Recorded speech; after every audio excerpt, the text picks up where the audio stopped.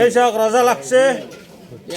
এই শাক এই তরমুজ কিরাম, তরমুজ কিরাম 30 रुपया किलो, 30 টাকা কিলো, 30 টাকা কিলো।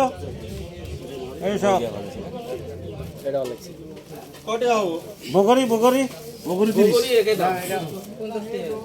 বগরি 30 টাকা। আপেল বগরি সব। এই সব রোজা লাগিছে, রোজার ইফতারের কারণে মানুষ বস্তু কিনে আছে সব।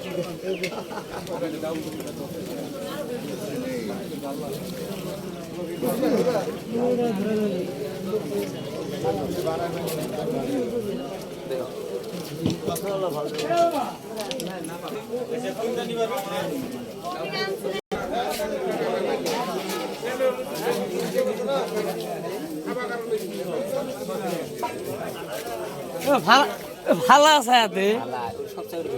হ্যাঁ না না গেছে